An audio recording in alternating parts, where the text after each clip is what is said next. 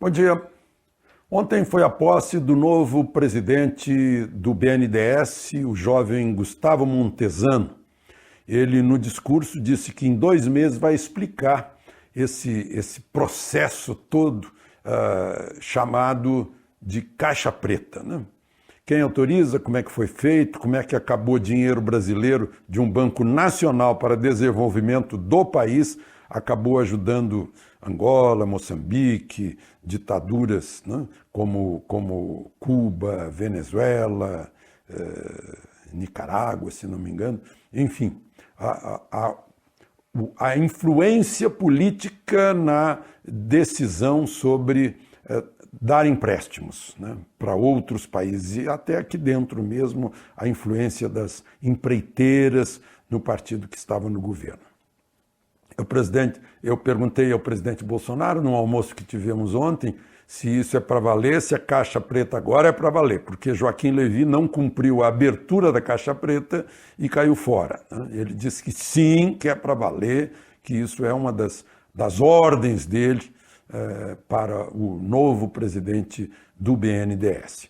Bom, nesse almoço falamos muito sobre ocupação territorial brasileira, porque o presidente contou os encontros que ele teve com Macron e com a senhora Merkel, lá no G20, no Japão, e estava ao nosso lado o secretário de Assuntos Fundiários do Ministério da Agricultura, né? E a gente viu que o Brasil, na verdade, preserva 2/3 de seu território, isso equivale a toda a União Europeia, né? Boa parte disso são os próprios agricultores que preservam metade de suas terras, que valeriam 3 trilhões de reais, e eles protegem essas terras com um gasto de 20 bilhões de reais por ano. Então, não é pouco, né?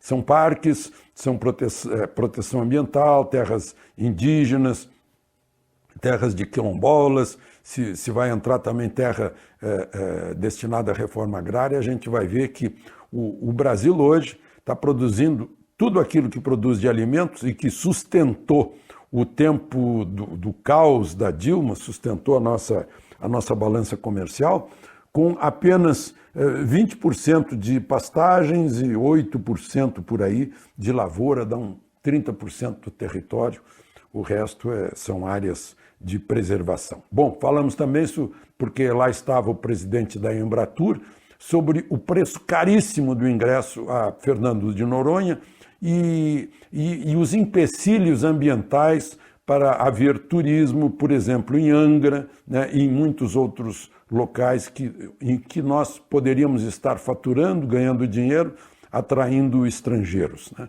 É certo que a gente não atrai mais estrangeiros porque eles têm medo, né?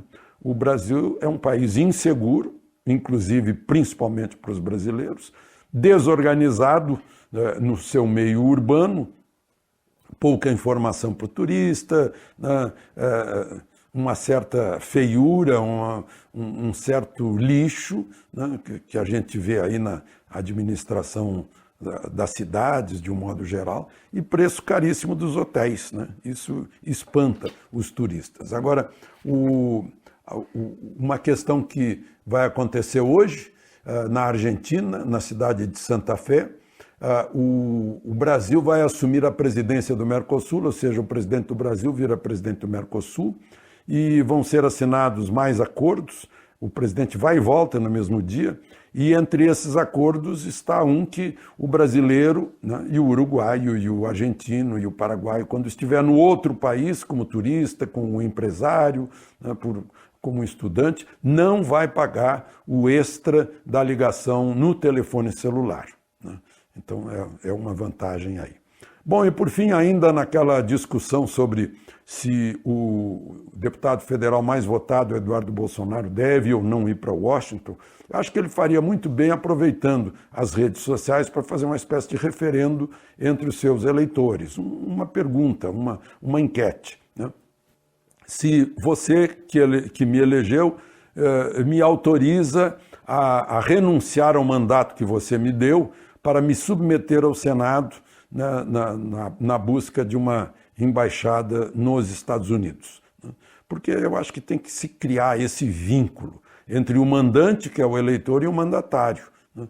Porque aqui no Brasil é costume, o sujeito é eleito para representar o seu eleitor e larga tudo para ser ministro, ou larga tudo para ser secretário do governador, né? Agora, para ser embaixador, tem que renunciar ao mandato. Deveria ter que renunciar ao mandato também para ser ministro ou para ser secretário, mas tem que primeiro pedir licença para os seus mandantes, para os seus eleitores.